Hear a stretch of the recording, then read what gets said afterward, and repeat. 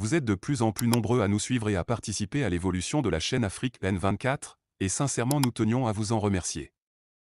Nous lisons tous vos commentaires qui enrichissent le débat et vraiment nous vous demandons de nous soutenir, en aimant les vidéos pour une large diffusion, et pour continuer à avoir une ligne éditoriale indépendante, et vous proposer de nouvelles émissions toujours de plus en plus enrichissantes. Ne restons pas passifs, soyons actifs. Merci et à bientôt. Sahel. Les pays de l'AES envisagent une alliance monétaire. Les pays membres de l'Alliance des États du Sahel, AES, à savoir le Niger, le Mali et le Burkina Faso, envisagent la possibilité d'établir une alliance monétaire. Cette initiative intervient après avoir accordé une priorité à la sécurité dans la région sahélienne. Suite à la création de l'Alliance des États du Sahel en septembre dernier, dont l'objectif est de défendre l'intégrité territoriale des pays membres contre toute menace, les dirigeants actuels du Mali, du Burkina Faso et du Niger envisagent désormais d'approfondir leur coopération en matière politique et monétaire. Le général Abdourahmane Tiani, qui joue un rôle prépondérant au Niger, a exprimé cette vision lors d'une interview accordée à la télévision nationale du Niger, la RTS. Excellence, Monsieur le Président, vous avez récemment effectué une visite d'amitié de travail au Mali et au Burkina Faso. Quel sens donner à cette visite dans ces deux pays? Merci de la question. Pour nous, le Burkina et le Mali, ce ne sont plus des pays lointains. C'est l'espace de l'Alliance des États du Sahel. Et pour nous, il est naturel de nous déplacer à Bamako comme à Ouagadougou, dans l'esprit de l'Alliance des États du Sahel. Mais les raisons fondamentales qui m'ont conduit à initier ce déplacement sont de deux ordres. La première raison, c'est pour remercier les autorités de ces deux États, de l'Alliance des États du Sahel, leur gouvernement et leur peuple, pour le soutien indéfectible qu'ils ont apporté au peuple nigérien dans l'épreuve de la CEDEAO. Comme vous le savez, le 30 juillet 2023, 4 jours après notre intervention, la CEDEAO s'était réunie à Abuja pour décider non seulement de l'embargo, mais comme si le désastre de l'embargo ne suffisait pas, mais déclarer également vouloir constituer une force de la CEDEAO pour attaquer les Nigériens qui ont osé demander que la souveraineté de leur pays soit respectée. Face à cette menace d'embargo et d'agression militaire, le Mali et le Burkina ont fait une déclaration conjointe le lendemain 31 juillet pour s'opposer d'abord à cet embargo illégal et inhumain, mais affirmer leur solidarité avec l'État du Niger et les autorités nigériennes pour faire face à toute agression militaire aux côtés du Niger. Cette déclaration, comme je l'ai dit, a radouci beaucoup d'ardeur, a tempéré beaucoup d'ardeur.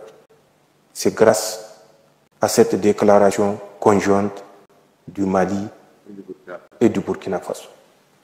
L'engagement et la détermination du peuple nigérien qui s'est levé de la déclaration de cette volonté de nous agresser et jusqu'à aujourd'hui pour dire non à l'embargo, dire non à toute velléité d'agression. je lui rends hommage et le remercie et l'encourage à continuer car le combat n'est pas fini. Je comprends que l'Abou-Sanino, mais des changements de régime, des transitions se sont succédées au Niger. Ces transitions n'ont pas bénéficié du soutien populaire des peuples du Niger, des États du Sahel, d'Afrique et même du monde. Et c'est une raison de plus pour féliciter le peuple nigérien.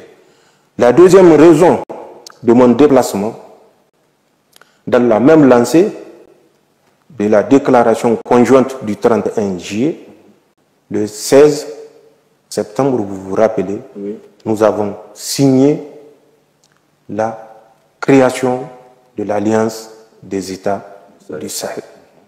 Cette alliance a pour objectif, puisque c'était le souci immédiat, le domaine sécuritaire, le domaine de la défense. Dieu merci.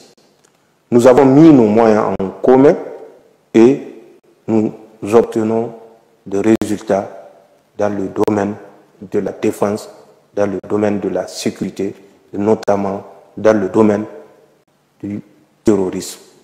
Parce que nous savons, nous sommes convaincus, nous avons des preuves que ce terrorisme est un terrorisme importé. Quelles que soient par ailleurs les raisons que les gens ont voulu faire avaler aux Nigériens et aux États du Sahel, ce terrorisme est un terrorisme sponsorisé. Nous avons pu nous débarrasser de certains sponsors et, si vous le constatez, au Niger, au Mali et au Burkina, des résultats palpables sont obtenus dans le domaine de la lutte anti-terroriste. Mais le terrorisme de ceux qui sont armés n'est pas le seul terrorisme. Nous avons le terrorisme des États du Sahel qui ne font pas moins que ce que les terroristes font. Combien de Nigériens sont morts sur le lit d'hôpital parce qu'on manque de produits pharmaceutiques?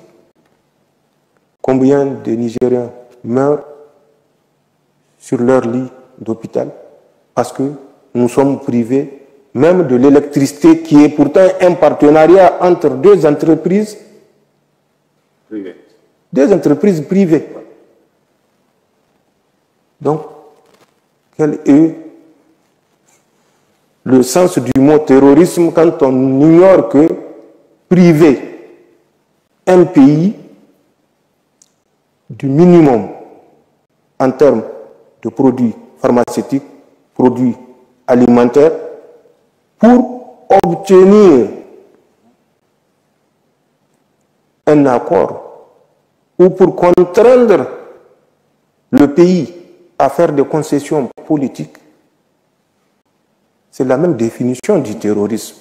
C'est quoi le terrorisme? C'est l'utilisation de la violence contre des personnes innocentes pour contraindre à obtenir des concessions politiques. Et c'est ce que ces États de la CEDEAO font contre le Niger. C'est ce que ce terrorisme sponsorisé fait contre les peuples des États du Sahel. Donc, il était temps pour nous d'aller dans ces pays pour affirmer notre volonté. En plus du domaine sécuritaire, notre alliance doit évoluer dans le domaine politique et dans le domaine monétaire. Puisque cette alliance a in fine pour objectif de créer des conditions de prospérité pour nos peuples, pour le peuple du Sahel. Et C'est là également le deuxième motif de mon déplacement. Renforcer en troisième ressort les relations diplomatiques. Là où nous n'avons qu'un consulat, l'ériger en ambassade. Donc voilà de façon synthétique les 3 ou 4 domaines. Le domaine de défense donc sécuritaire, le domaine économique, le domaine diplomatique et bien sûr le domaine socio, je dirais économique, puisque c'est la prospérité au profit du peuple du Sahel et in fine ne pas occulter le domaine monétaire. Si aujourd'hui nous faisons face à des pressions sauvages, c'est parce que peut-être nous sommes restés très longtemps passifs dans certains domaines. Nous n'avons pas su nous assumer et assumer notre souveraineté à travers des décisions fortes. Ce sont ces décisions que j'étais parti demander au chef d'État de mettre nos efforts en commun pour avoir ce courage de libérer définitivement l'espace sahélien, l'espace des États du Sahel. Voilà le motif de mon déplacement au Mali et au Burkina Faso. Justement, par rapport à la question de la monnaie, on peut espérer avoir notre monnaie très prochainement? Je ne me prononcerai pas. D'accord. Je préfère laisser l'opportunité de la déclaration aux spécialistes. Je l'ai dit, l'État est stratifié et chaque niveau a des domaines de compétences et au moment opportun, ces domaines de compétences, ces domaines d'experts se prononcera. Bien qu'il n'ait pas fourni de détails spécifiques ni d'échéanciers précis pour ce projet, il a toutefois souligné que l'une des motivations de sa récente visite dans les 2 autres pays était liée à cette initiative. L'éventualité d'une alliance monétaire entre ces 3 pays, dont les dirigeants sont arrivés au pouvoir par des moyens militaires, pourrait représenter un changement significatif par rapport aux autres membres de l'Union économique et monétaire ouest-africaine, UEMOA, ainsi qu'à la France, avec laquelle ils entretiennent des relations tendues. En effet, le Mali, le Niger et le Burkina Faso font partie de l'UEMOA, un bloc régional dont les pays partagent une monnaie commune, le franc CFA, XOF, qui est adossé à l'euro et bénéficie d'une garantie de convertibilité assurée par la France. Cette démarche peut sembler radicale, mais elle s'inscrit dans la volonté affirmée de ces États de restaurer leur souveraineté totale. À cette fin, le Mali et le Niger, suivant l'exemple du Burkina Faso, ont annoncé l'annulation des conventions de non-double imposition fiscale qui les liaient à la France. Cette décision montre clairement leur détermination à reprendre le contrôle de leurs affaires fiscales et à poursuivre une voie indépendante. L'initiative d'une alliance monétaire par les pays de l'Alliance des États du Sahel, AES, notamment le Niger, le Mali et le Burkina Faso, comporte plusieurs enjeux géopolitiques importants. Indépendance et souveraineté, les dirigeants de ces pays affirment leur volonté de restaurer leur souveraineté totale. L'établissement d'une alliance monétaire leur permettrait de rompre leur dépendance à l'égard du franc CFA, XOF, la monnaie commune de l'Union économique et monétaire ouest-africaine, UEMOA, adossée à l'euro et garantie par la France. Cette démarche renforcerait leur indépendance économique vis-à-vis de la France et de l'UEMOA. Rupture avec l'UEMOA, une alliance monétaire constituerait une rupture significative avec les autres membres de l'UEMOA. Cela pourrait avoir des implications géopolitiques au sein de cette union monétaire et potentiellement remettre en question son intégrité si d'autres pays venaient à suivre l'exemple de ces 3 nations. Relation avec la France a longtemps eu une influence significative dans ses anciennes colonies d'Afrique de l'Ouest, y compris ces 3 pays. Leur décision de rompre les conventions de non-double imposition fiscale avec la France et d'envisager une alliance monétaire reflète des tensions dans leurs relations bilatérales. La France pourrait percevoir cette initiative comme une perte d'influence et chercher à maintenir ses intérêts dans la région. Équilibre régional, l'établissement d'une alliance monétaire pourrait potentiellement rééquilibrer les relations économiques et politiques dans la région sahélienne. Ces pays cherchent à renforcer leur position en tant qu'acteurs majeurs dans la région, en particulier face à la menace du terrorisme et à l'instabilité. Cela pourrait influencer les dynamiques régionales et les alliances. Partenariats internationaux, la création d'une alliance monétaire pourrait influencer les choix de partenariats internationaux de ces pays. Ils pourraient chercher à établir de nouvelles relations économiques et politiques en dehors de l'UEMOA, ce qui pourrait avoir des répercussions sur leurs interactions avec d'autres acteurs mondiaux, tels que la Russie, la Chine ou les États-Unis. En résumé, l'envisagement d'une alliance monétaire par les pays de l'Alliance des États du Sahel reflète leur volonté de renforcer leur souveraineté et leur indépendance économique, tout en remettant en question les relations établies avec la France et l'UEMOA. Les implications géopolitiques de cette initiative pourraient être importantes, tant au niveau régional qu'international. Likez la vidéo si ce n'est pas déjà fait. Laissez aussi votre point de vue en commentaire. Abonnez-vous et cliquez aussi sur la petite cloche de notification pour ne rien rater de nos prochaines vidéos. N'oubliez pas de partager aussi la vidéo et de la liker.